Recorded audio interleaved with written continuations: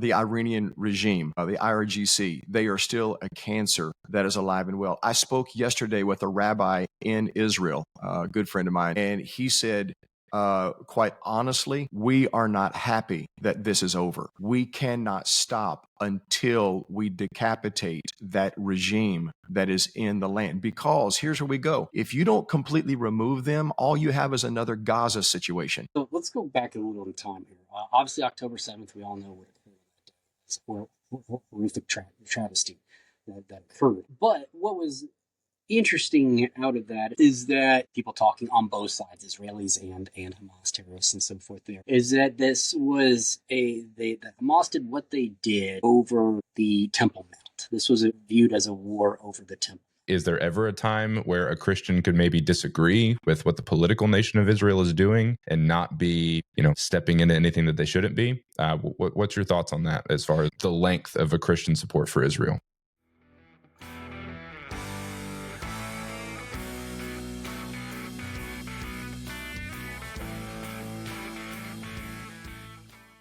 All right, everybody. Welcome to the Scott and Brandon Show. My name is Scott Jackson, and I'm joined as always by my co-host, Brandon Ulmer.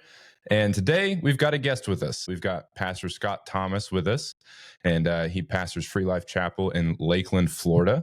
We're excited to have him with us. We're talking about Israel, kind of the whole situation that's been developing over there. It actually progressed really quickly. We were hoping we'd have a little bit more to talk about, but it seems like the situation's kind of resolved for now over there. So we'll be touching on all things Israel, the Middle East, and just kind of have a general conversation about that topic. But before we jump in too far, I just want to remind everybody, go ahead and if you're watching, subscribe to the channel. It helps us out a lot. Like the video. You're not giving us a major award or anything. Just hit the little like button. It's not a big deal. And go ahead and drop a comment. We'd like to hear what you have to say about this. And if you have any differing perspectives, that certainly helps us as well. We like to engage with those also. So before we jump into our subject matter today, Brandon, how are you? I am good today, Scott. And so looking forward to this conversation. The only thing I will complain about is, and kind of give a praise about too, we've had the heat wave here in Virginia. Matter of fact, Scott, you'll find this interesting. There's a bridge here in Chesapeake. I forgot which one it is, but it's one of the ones that opens up and allows the ships to come through. That bridge shut down because the heat melted or caused the metal to expand. So that's how hot it was here. Yes. That's terrible. It is absolutely terrible. So the praise is that we're out of the heat wave. It's going to be hot today, but you're not waking up at 5 o'clock in the morning and it's already 80 degrees outside. So. Yeah, I hear you.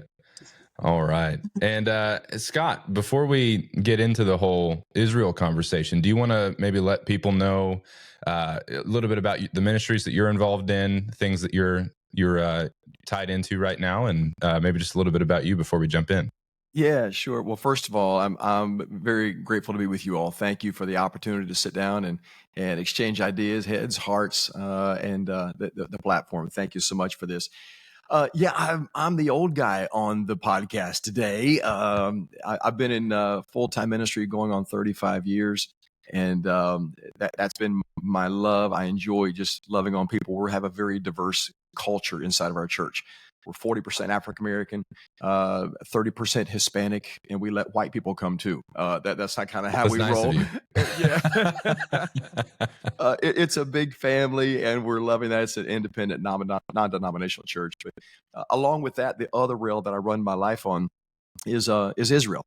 Went to Israel for the first time in 92. Thought I was going to go just as a Christian pilgrim and enjoy that. It rocked my world. Became an avid studier since then, and done a lot of advocating now. Lead tours to Israel, work with AIPAC, JNF, different federations, Jewish federations, and work with them from Atlanta to Miami, doing some speaking and advocating with and for them, and serve on the executive board for Christians United for Israel. That is the nation's largest grassroots pro-Israel organization, almost 12 million members now. And then I also serve on an Israeli board called Life Shield, building above ground bomb shelters and placing those throughout Israel. We have about 1,000 that we placed so far, just in municipality areas and that kind of thing. So people, as they're doing life, can get to a bomb shelter when there's need. So and then other than that, I've been married for 31 years to my Puerto Rican, and I got 2 grandkids. So I'm living the dream right now. That's awesome. All right. Well, we're happy to have you here. I was glad to be able to reach out with you and be able to sit down with you. I see you talking about Israel all the time, and I knew that Brandon and I were going to want to have a conversation about this topic, especially with kind of everything that was developing over the last 3 or 4 weeks. And I was like, you know what? I need to ask Scott. I need to see if he'll come on. So I'm glad you're here. Thank you. I'm honored to be on with you. Awesome. Well, to kind of kick it off. Yeah, well, Brandon, go ahead. Before we dive into geopolitics and theology, which is obviously what everyone wants to hear, I am very curious about the organization that you do run, the Christians United for Israel. What is that, and what does that entail? Just for those, like for myself, I've heard of it, but that's all I've heard. Right? I have no idea exactly what it does. No, Brandon, I appreciate you just asking, because clarity is really important, especially in these days. CUFI, Christians United for Israel, is a one-issue organization. It is building strong U.S.-Israel relations. That's all. There's a lot of other big issues, topics on the board. From a Christian standpoint, we don't address any of those. It's all about strong U.S.-Israel relations. We're not trying to run Israel. We just want to see no daylight between our two nations and just keep the conversation going. Used to be, this was almost considered a ridiculous situation because Israel was such a bipartisan, we're all in the same boat, let's keep moving. Things have changed over the years. And so that's what we do. We're going to Washington, D.C., end of June. We're headed to our 20th Washington, D.C. summit. There'll be thousands of us that will be there. We'll go over some policy things internally, and then we go to Capitol Hill and lobby. We meet with our representatives and share our hearts with them on the issues that really matter to us as an organization. We work in college and university campuses across America with CUFI chapters there to strengthen the voice for Israel, but then work with the Hillel groups, the Jewish organizations that are on campus, so they don't feel alone. There's a lot of anti-Semitism going on there, and so we run along beside them. And then we do a lot of advocacy in the sense of taking massive groups of high school students and college students to Israel for the first time and introducing them to the land and understanding. Once you're there, you begin to see the landscape. It helps you to understand the issues that Israel is facing a little bit more than just reading about it or watching it on the news somewhere. So in a really big nutshell, that's what we do.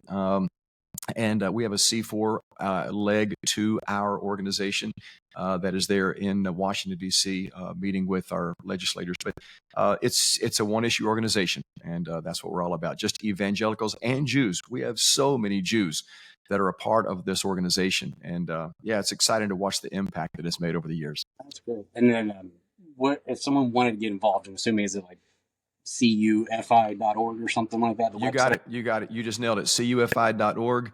Really simple to jump on, look at. You'll understand everything. A lot more information is there. Resource pages as to why we do what we do, upcoming things, action alerts. If you want to see the latest legislation that just hit, you can sign up and you'll get instant emails. Lots of that kind of information. But really, if that is your heart, and there's other organizations doing great things. We're not the only fish in the pond, that is for sure. But it's certainly worth checking out. Yeah. I did like what you said in regards to what you guys do is that you take kids, students, overseas to Israel. You put them in the context of the environment so they can see what is going on. As a prior military guy, I was in the Marine Corps, I was in Afghanistan, and before we would put into a hostile environment, we were given our intel brief. Here's the intelligence. Here's what we have on the ground. Here's where these guys are. Here's where these guys are. And it really helped put into perspective and shape the battlefield. So before we got into a fight, we knew exactly what we were going into. And I think that the same thing applies also with, your Christian faith. When you're reading scripture and you're studying scripture, obviously there's going to be things in it that are confusing. And one passage I think of is where it says that Jesus went up to Jerusalem, right? And a lot of anti-Bible people have said, that doesn't make any sense. But when you look at the historical writings of the authors there, they knew the geography of Israel. They knew that Jerusalem was obviously on a mountain, right? And the context helps really shape and understand and bring the Bible more to light, right? And so I think that's interesting. I know that's what we're going to talk about today. And I'm looking forward to hearing what you say is bring us into the context of this geopolitical framework that exists. So that's all. Brandon, you're dead. No, you're dead on. You are so on. Many have called the land of Israel the fifth gospel. You got Matthew, Mark, Luke, and John, but when you're there and you see the land, it brings the gospels alive. And then geopolitically, when we take the students to the Golan Heights in the northern part and realize why Israel had to have control over the Golan Heights for security purposes, because of the security issues that all those living in the Galilee region were, you begin to understand the conversation more, that Israel is not this rogue nation trying to throw elbows and push everyone around. We just want peace. But to get peace, we've got to create these kinds of areas that we can control. So because Israel has learned one lesson: believe your haters. Believe the terrorists. They say they want to kill you. So now we've got to respond in that. And so thus why we are where we are today as compared to last week. No, so, well, let's go ahead and roll right in. So I encourage for those listeners, check out Christians United for Israel. I'm definitely going to check it out later today. Yeah, we'll put the link in the show notes as well. So they'll be in the description down below if anybody wants to check it out. Great. All right. So obviously, let's talk about the big elephant in the room. The whole war between Israel and Iran. The U.S. just dropped the bomb not too long ago, and now there's been a ceasefire. It is interesting, I was not expecting it to be resolved within 2 weeks. But I will say, it does say something when you have a president who knows how to use military might and power and be an effective leader. But in regards to that, the Iranian people are now faced with this dilemma, obviously, I would say, when it comes to their government, right? And what is interesting, I have noticed, is that his name is, forgive me if I'm pronouncing his name wrong, Reza Pahlavi, who was the son of the former and last Shah of Iran. He has stated that the U.S. strikes did not diminish the regime's intent or to acquire and use nuclear weapons. So obviously we've destroyed. It does not, destroy the intent, though, to still acquire those. And obviously that's been stated, Iran, may still try to get these. But as far as building one, that's not going to happen. But as far as in your perspective here, where does the Middle East go? Iran has had a strong hegemony in the Middle East with its proxies surrounding Israel on all sides through the use of terrorism, Hezbollah, Hamas, things of that nature right there. But Israel has effectively, since October 7th, completely annihilated and destroyed a lot of those proxies. And now Iran is no longer a threat at this point. So what is your take on, kind of give us your 30,000 foot overarching view of where does the Middle East go from here? Yeah. Well, Brandon, let me say thank you for your service, my friend. That matters. So my dad was in the Marines, and so there you go. Yes. All right. So here's my perspective on that. Okay, so Iran lost the nuke. They are still a cancer. The Iranian regime, the IRGC, they are still a cancer that is alive and well. I spoke yesterday with a rabbi in Israel, a good friend of mine, and he said, quite honestly, we are not happy that this is over. We cannot stop until we decapitate that regime that is in the land. Because here's where we go. If you don't completely remove them, all you have is another Gaza situation, where since 2005, here we go. And year after year, more rockets fired in. And it's just more of that building. And we're in war. You go into another defensive battle, push them back. The world goes crazy on PR issues. Israel backs out again. And you've got this give and take. And Israel is in this consummate battle that never fully goes away. The idea behind cancer is not to contain it, but to eradicate it. And the goal is not to just try to limit this Iranian regime. It's to remove them. It's a cancer. Even the people inside of Iran, they are verbally wanting this change. And as you said, in 1979, when the Shah was overthrown and the Ayatollah, and they came in with this regime, and they immediately began to screaming, "Death to Israel, death to America." That ideology isn't going away. That's not a political stand. This is a religious, this is a core value in their bones belief. And so it's not about just, well, can we just sign a peace deal? Peace deals and pacts mean nothing to this mindset, this regime. In fact, if you look at how Islam is set up, especially on the radical side, they're allowed to sign a pact with an infidel as long as they break it within 7 years. They can do so, but they're infidels. We don't make agreements as long as it gives you a chance to rearm, to gain concessions. Then you can do that. So, notably, Iran is on her knees right now, and this regime is on her knees. Israel is not fighting Iran at large; it's fighting this regime. But as you said, her proxies are there now. Of course, this is why we know Hamas and Hezbollah did not get involved, because they also took a hit when Iran got hit. But you got Iran, but don't forget Qatar, however you want to announce or pronounce that, and Turkey. This is a three-headed snake that we're dealing with. This ideology is not gone. So inside there, I would love to see the people raise up inside of Iran and fight for this revolution. We'll see if they've got that strength and that ability based on how strong the regime still is in Iran. People on the ground know that better than we do watching TV. That's for sure.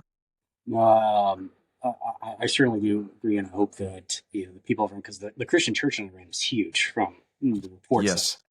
And then that the Shah, or the son of the Shah, his name Razi, right? Reza, I keep pronouncing it. He's actually set up a website to help spark and bring about change in the government over there. So I'm hoping he is successful. He says he doesn't want to be king, but he does want to help pave the way to change this.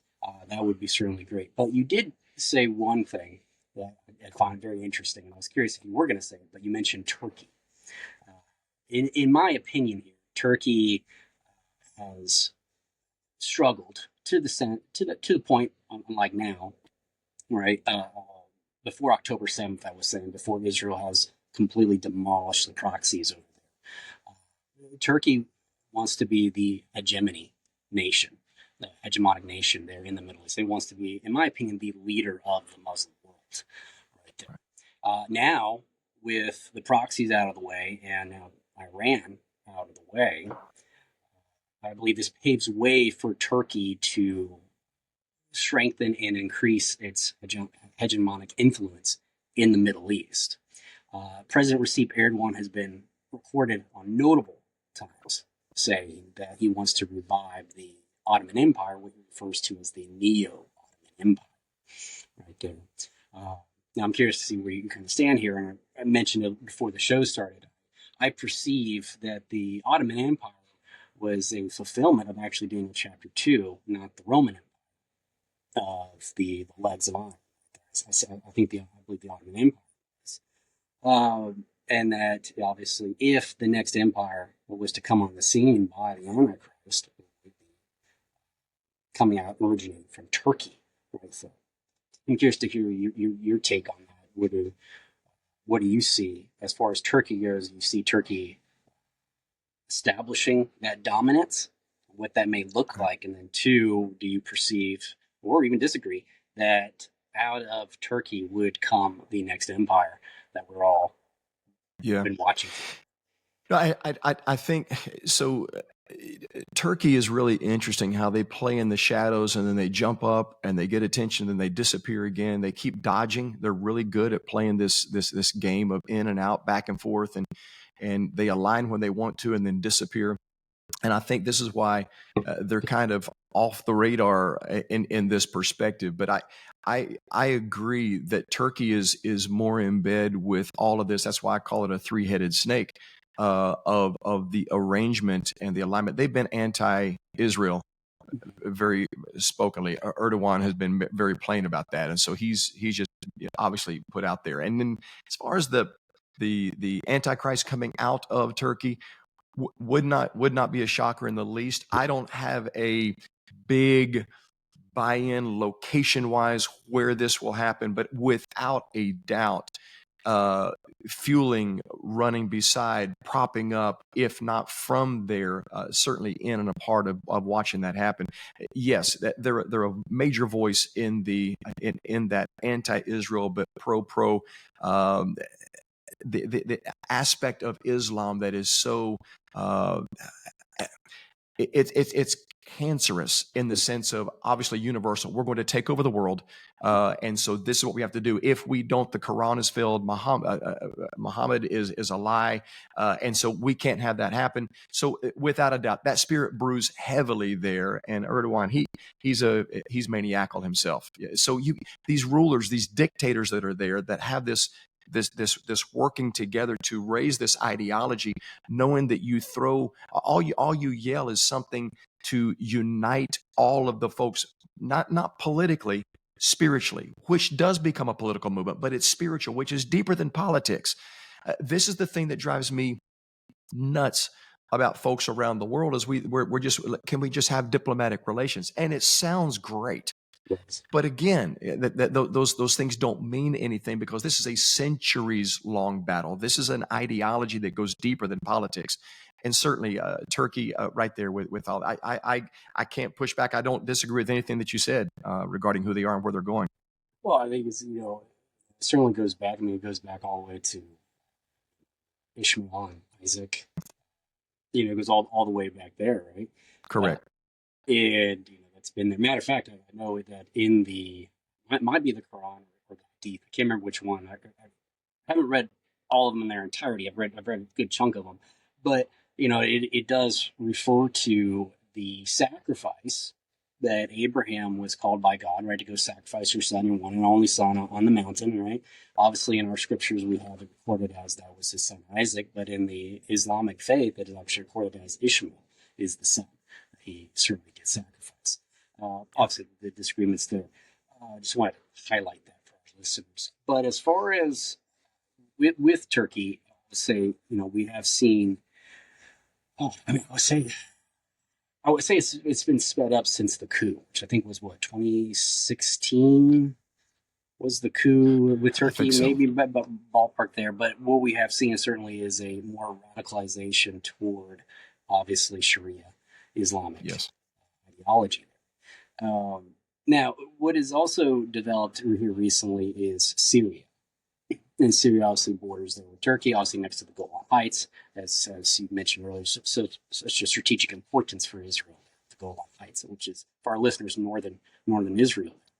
And Turkey is moving further, and I'll say getting more in bed with Syria, right? And Israel obviously has made progress into Syria as well with its bombings and its strategic targeting systems that they've done. Does the things?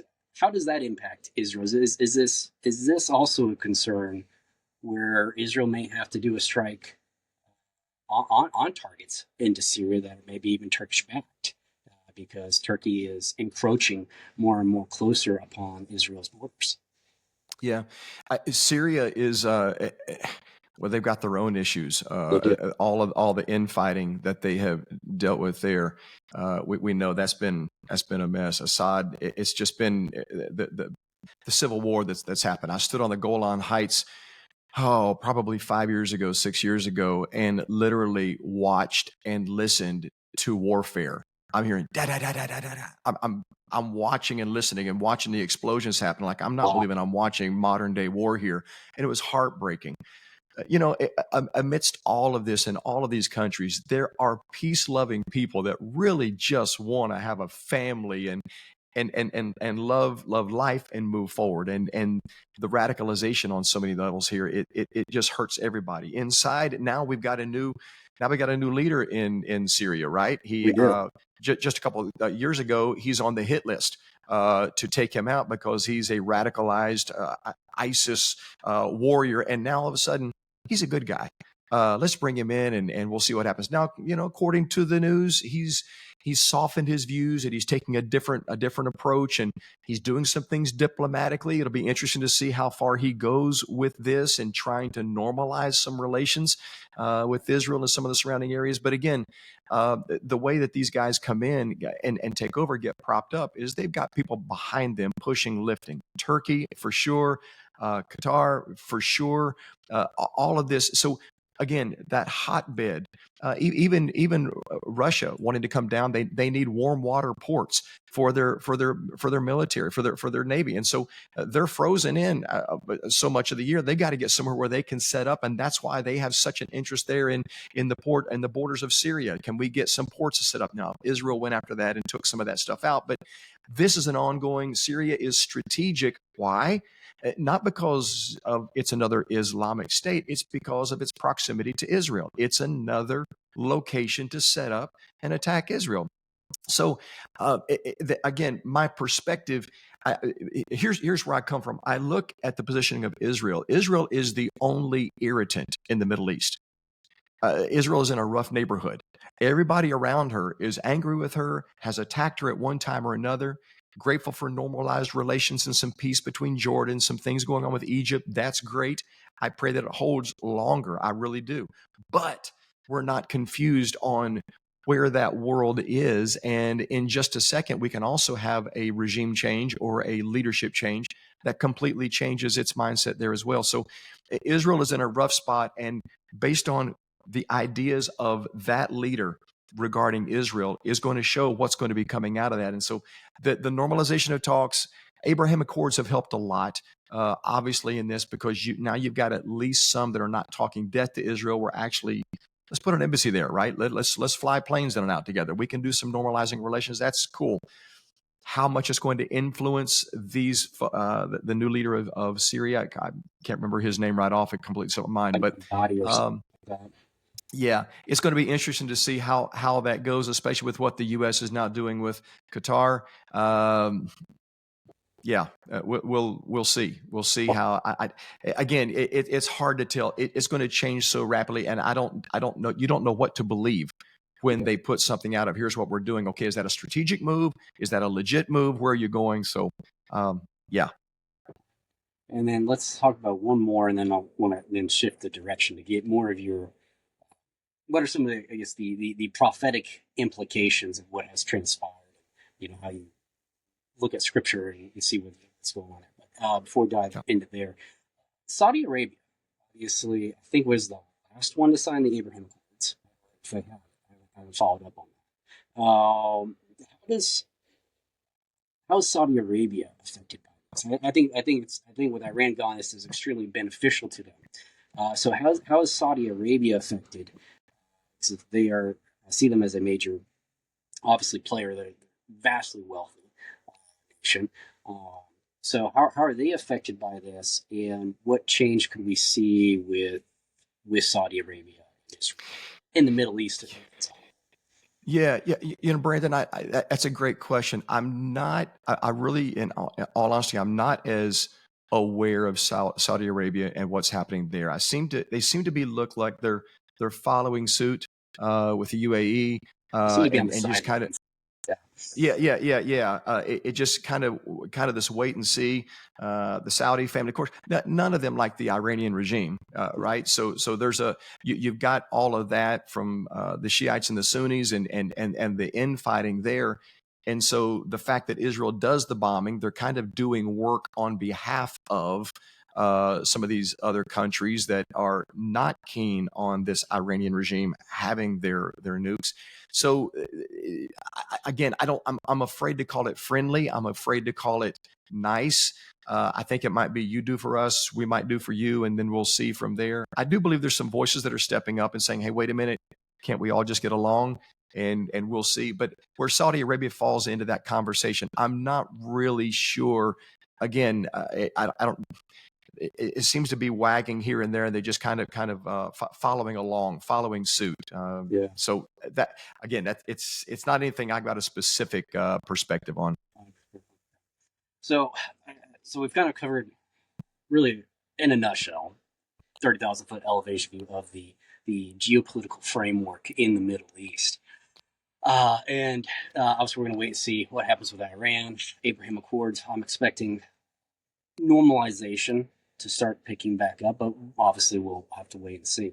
Right. But as far as what has recently transpired, as a Christian, and probably many other Christians are out there, this was, in one sense, it was frightening. I would say the least, right? Is this going to break out in World War III? Obviously, it did not. That's a great thing that it did not occur, and at the same time, it's also exciting, right? And we're okay. Is prophecy being fulfilled and so forth here? So, with what has transpired, do you see any sort of prophecy fulfillments, or maybe indirect leading to prophecy fulfillment? So, essentially, what should we be looking for?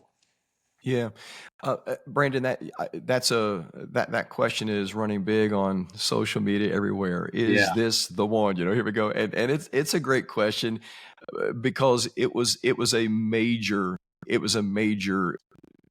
marker inside of time. Something radically changed. No longer was it talks. No longer was it threats.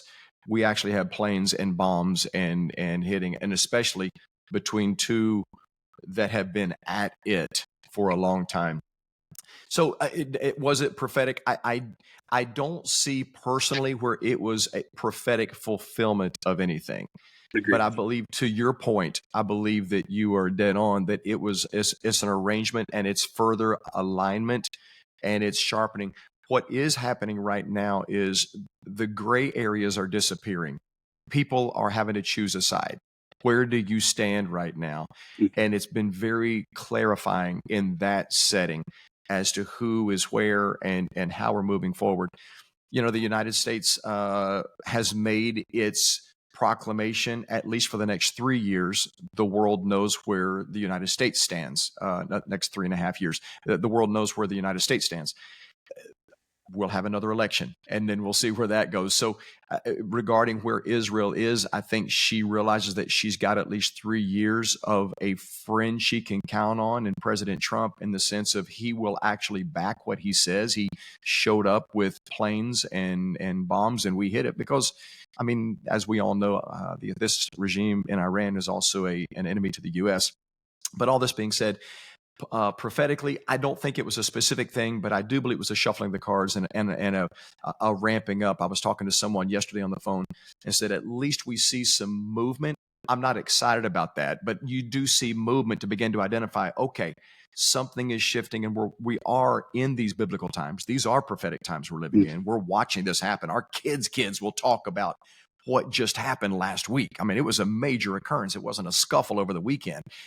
So how that's going to impact going forward will be really interesting, because again, now North Korea has a chance to respond to Iran. Now China has a chance to respond. Now what will Russia do? And so I think it's what's going to come on the heels of what happened last week that's really going to begin to give some clarity in alignment.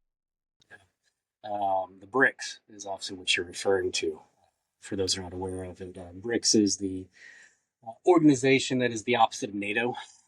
BRICS is, I believe, how it is spelled. You can check it out, but it's obviously Saudi Arabia. Get on a rabbit trail, but Saudi Arabia is on the fence about joining BRICS. But BRICS is the alliance between Russia, China, Iran, and a couple other countries. So it's interesting.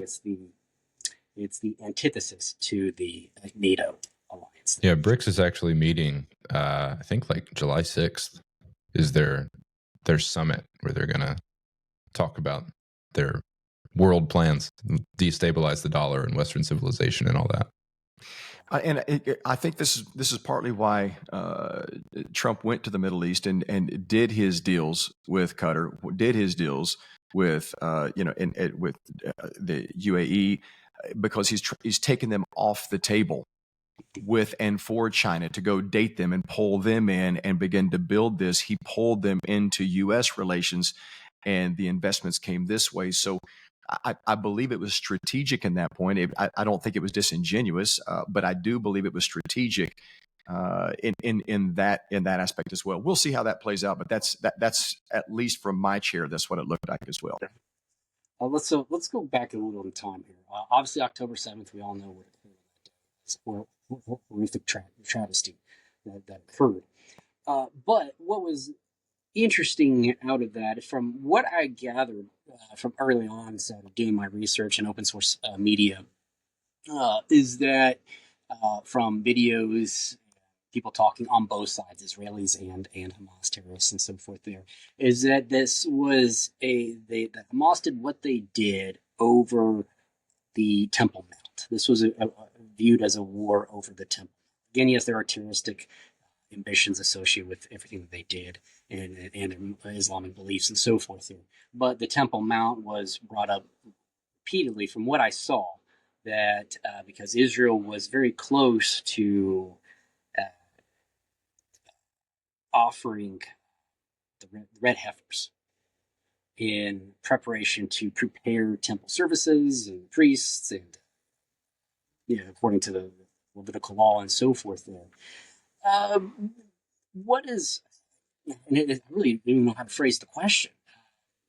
The Temple Mount is, and we're seeing obviously with the IDF, there were a lot of them were wearing patches of the Third Temple on their uniforms, and they were told, "Hey, you need to take that off your patch because it's not army issue material patch right there." But there is this call among the Israelis from different videos I've seen and so forth there, where they are crying out for their Messiah to come, for the rebuilding of the Third Temple.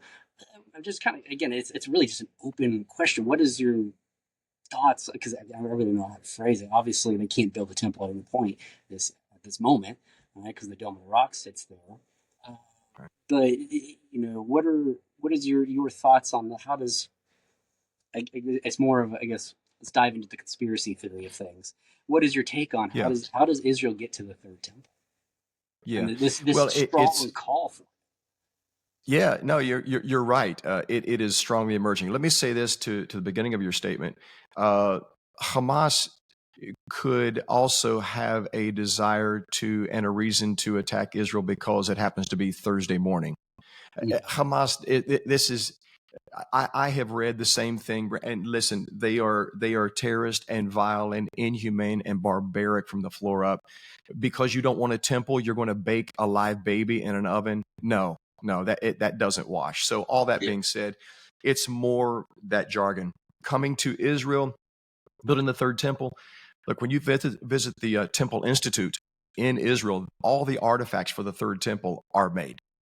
Priestly garments, the knives in order to kill the sacrifice, the altar that will be used for sacrifice, the menorah, it's there. And it's exhilarating to walk through there and look at not replicas, the actual pieces that are prepared for the Third Temple. We're ready to go.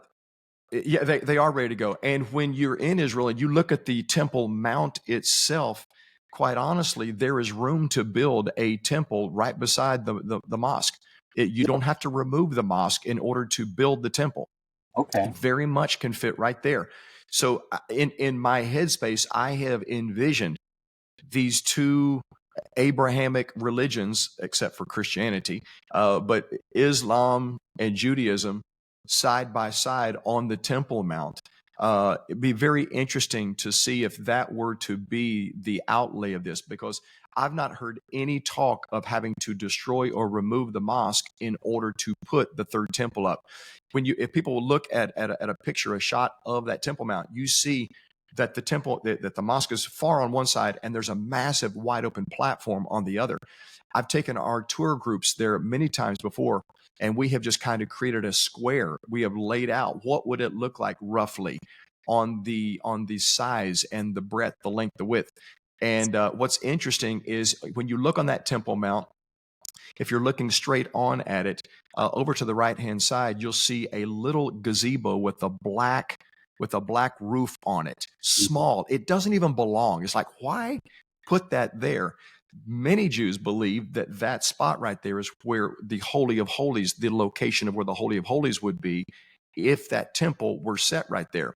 The story is, I wasn't there, that it's understood that that's a holy place because that's where God's presence dwelt, in that location. And a Muslim mocking it one day said, "Oh yeah, really?" And so he walked through that area.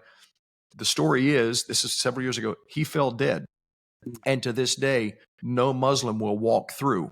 Nobody will walk under that gazebo, because there's something connected to that they understand. So when it comes to Judaism, yeah, quite possibly side by side on that Temple Mount, there is a push for it. People forget who Israel is. That it's not just this secular nation, although they have a secular government right now. There are spiritual roots that drive who they are. They have the Torah, they have the prophets.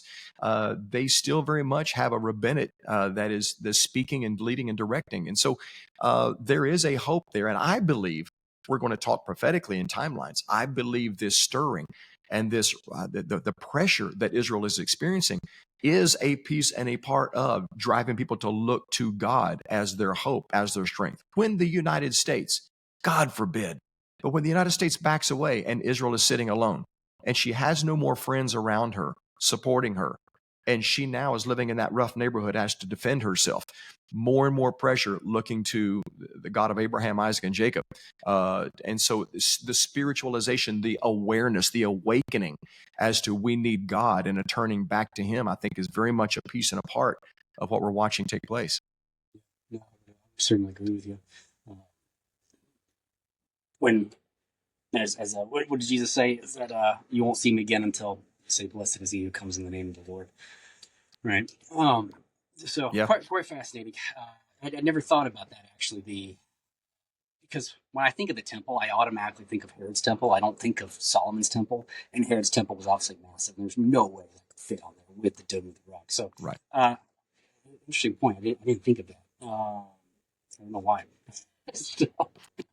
But that would be quite fascinating to see. Scott, you were talking. I just wanted to kind of touch on this subject a little bit. You were talking about how kind of you feel like everything that's going on in the Middle East right now is cause for a stirring, a potentially causing Israel to look back to God as their strength, right? And in the Christian community, we talk a lot about our support for Israel. We talk a lot about how we should support Israel, how we should back Israel, how we should defend Israel, and all those things. But there's often a debate within the Christian community, at least what I've heard, is where does the support for the political nation of Israel and the people of Israel, are those two different things? Or is there ever a time where a Christian could maybe disagree with what the political nation of Israel is doing and not be, stepping into anything that they shouldn't be? What's your thoughts on that as far as the length of a Christian support for Israel? Scott, I love the question. I'm so glad you're bringing it up. I'm actually preparing something right now to have a strong response to the Tucker Carlsons and to the Candace Owens of the world, who have demonized, and there's this vast daylight they're putting in there. Israel is not to be worshipped.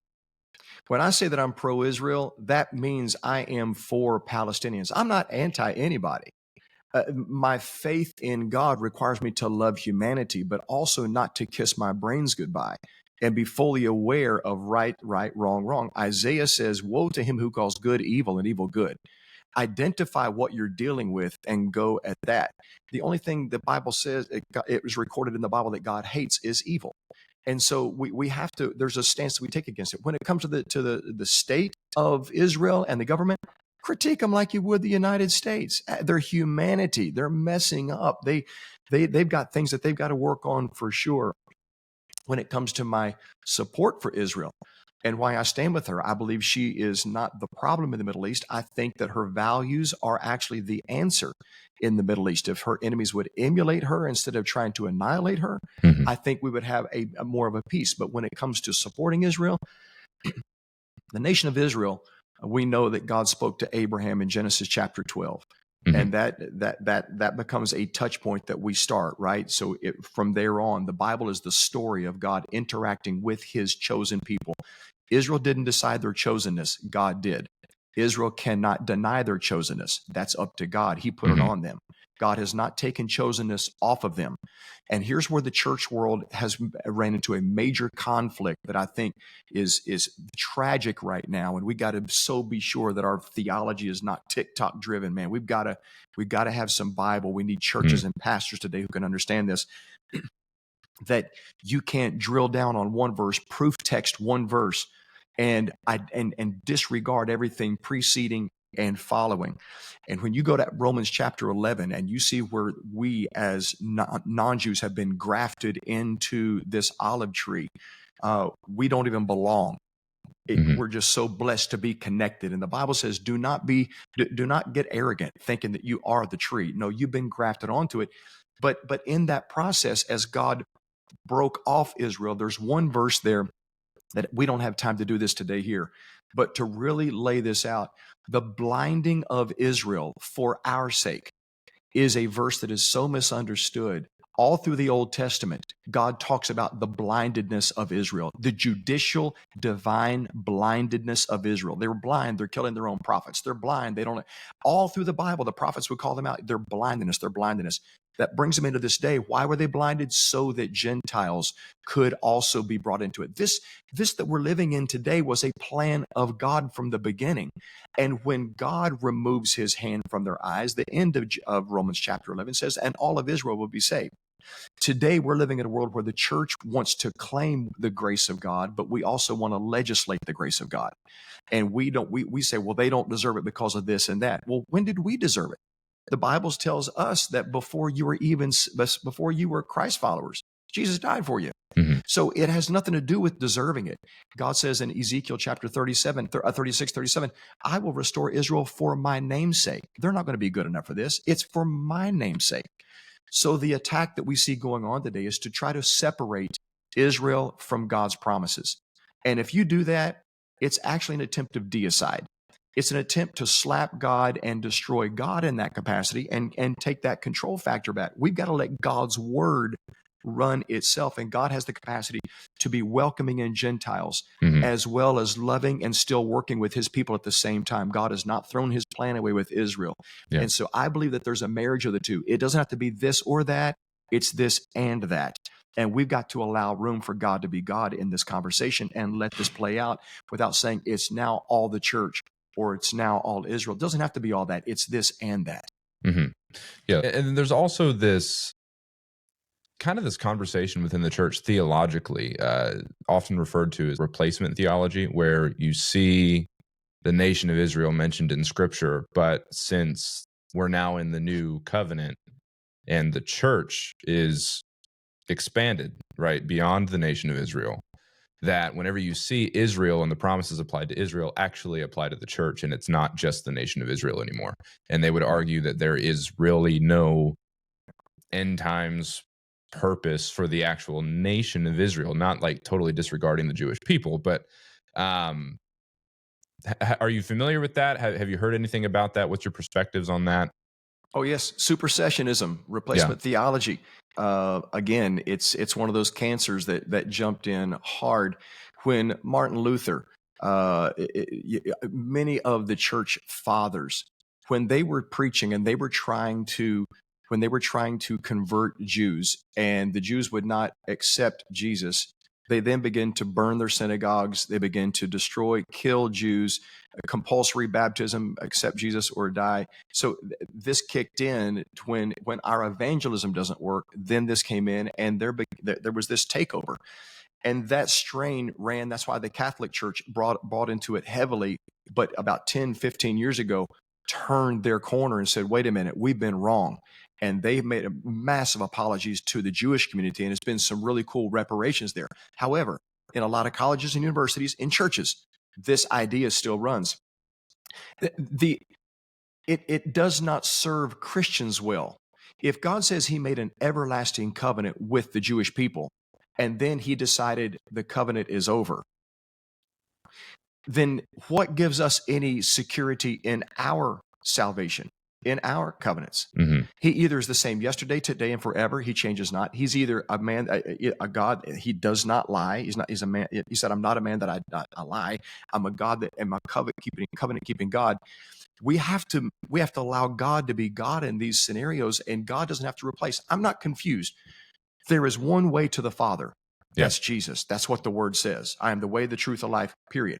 Yeah. So it's got to, there has to be that understanding. And I believe with all of my heart, we're in a season right now where the Gentile world has been brought in and understand and has been greatly accepting who Jesus is.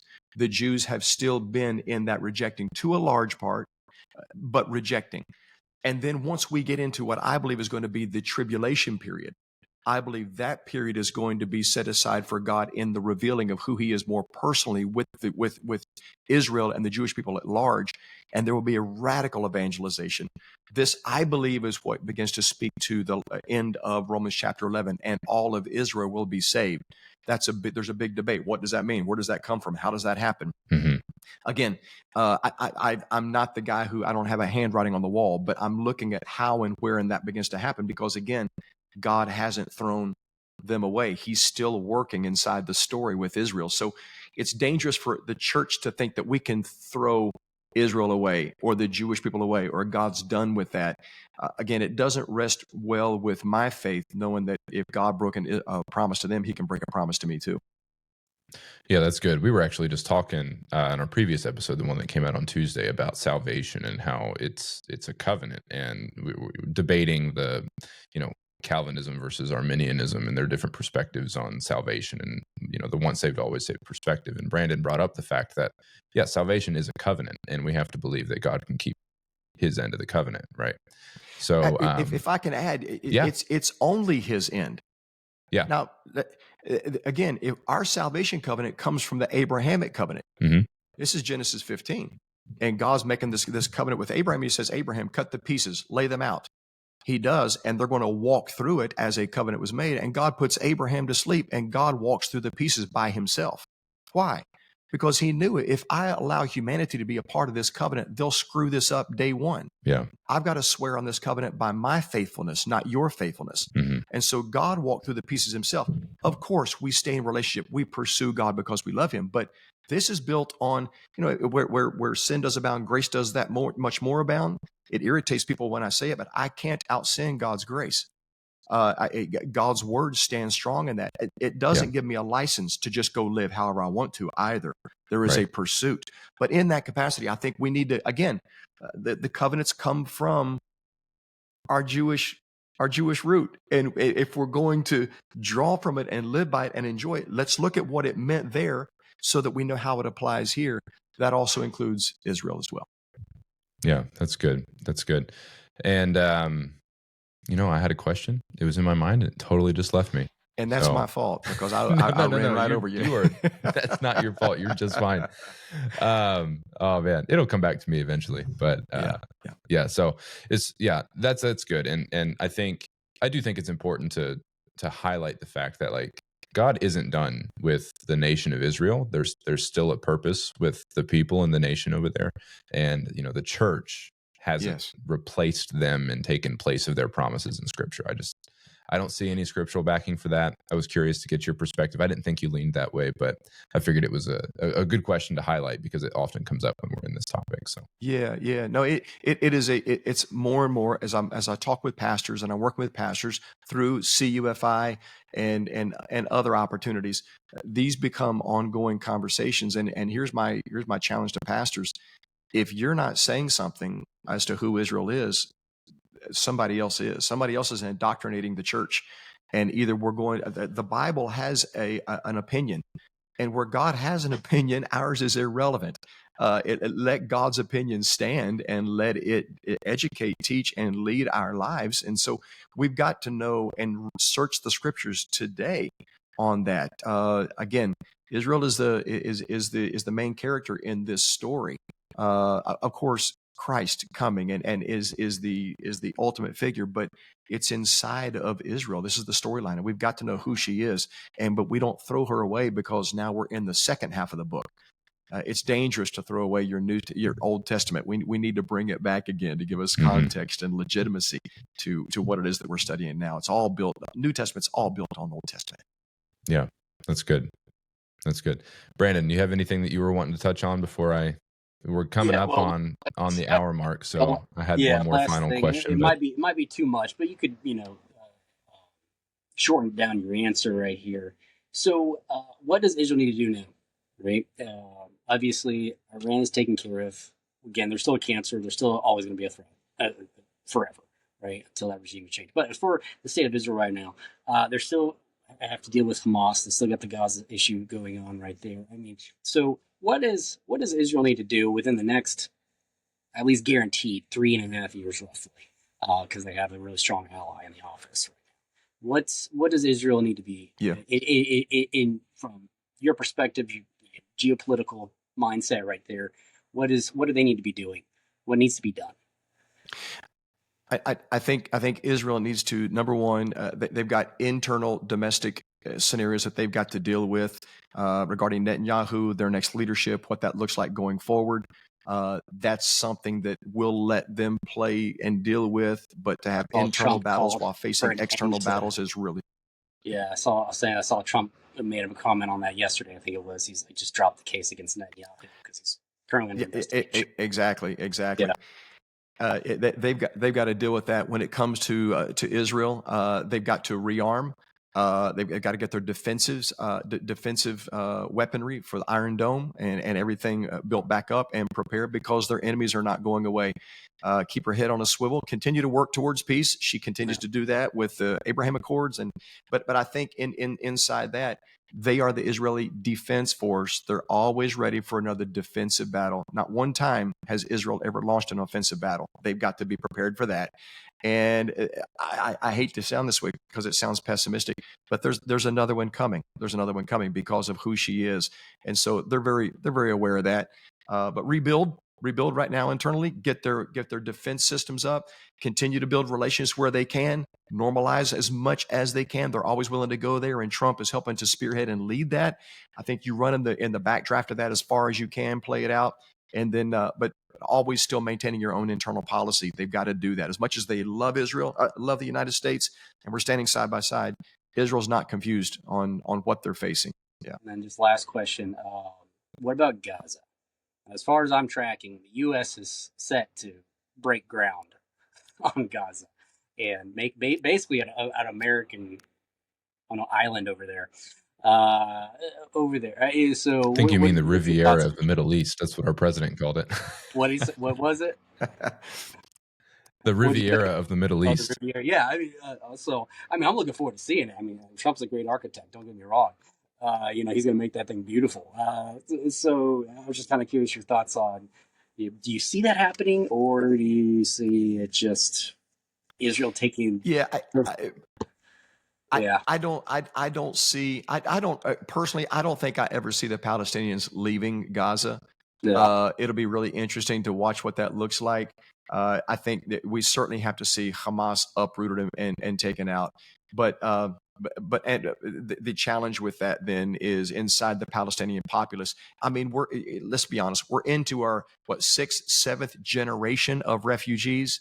No other refugees in the world have that. No other.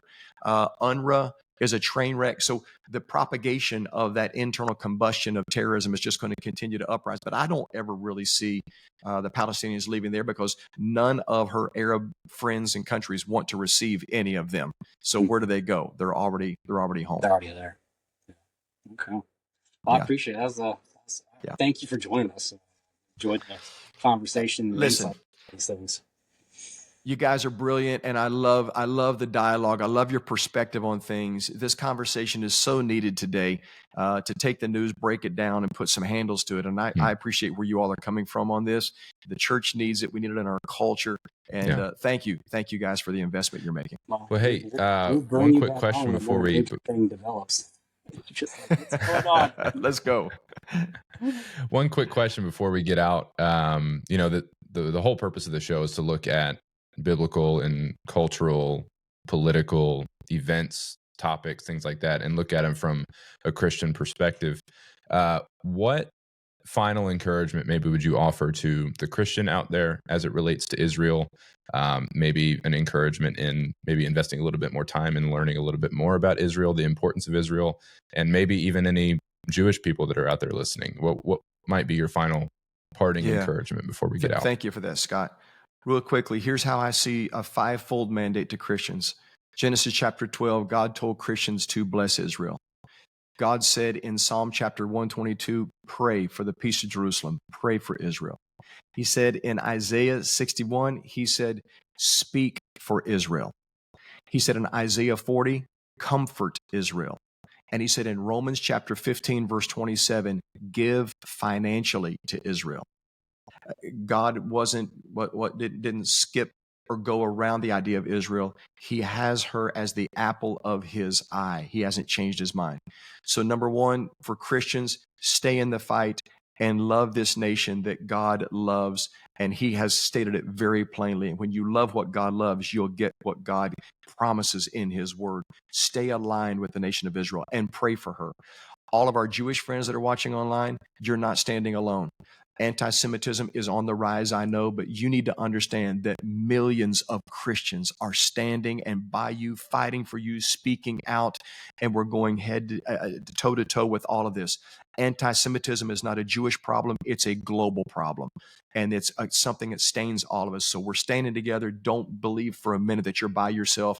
And we're believing that we're going to see U.S. and Israel stay together as long as we can. We're fighting for that as hard as we can. That's good. That's good. And then where could people possibly get in touch with your ministries? I know we talked about Christians United for Israel. We'll put that link in the description there. But if anybody's wanting to maybe kind of get in touch with the ministries that you're involved in, where could they possibly do that? Yeah, thank you. That's just freelifechapel.org.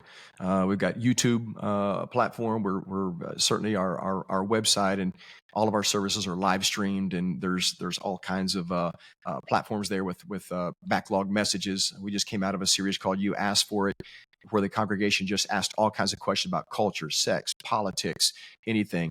And we just began to go bam, bam, bam, bam down the line. We have a full resource page of all of those kinds of questions, speaking to it biblically. So lots of really interesting questions there as well. So good resource. Podcast show for you. It actually could. It could be. It's where the church. This is our third year in a row doing it, Brandon, because the questions come in out from everywhere: parenting, relationships, LGBTQ plus community, all of it, and it's been really exciting to dive into that and answer that. But all of that is on the website. Yeah, that's awesome. All right. Well, Scott, man, we appreciate you coming on. And like Brandon alluded to earlier, we'd be happy to have you on again. You know, we enjoy the conversation. So. Well, thank you very much. I appreciate the time. It's been an honor to be with you guys. And again, thanks for what you're doing. Keep your voice loud out there. Awesome. We appreciate it. Well, everybody out there watching and listening, I'll just give you a final reminder. Go ahead. If you've watched this long, you might as well hit the like button. Go ahead and subscribe to the channel. It helps us out a lot. And if you found the episode helpful, edifying in any way, go ahead and share it with somebody. You know, sharing it with other people is the best way that you can help the show grow. So we certainly appreciate all that. And we will tune in next week with another episode for you. We'll see you later.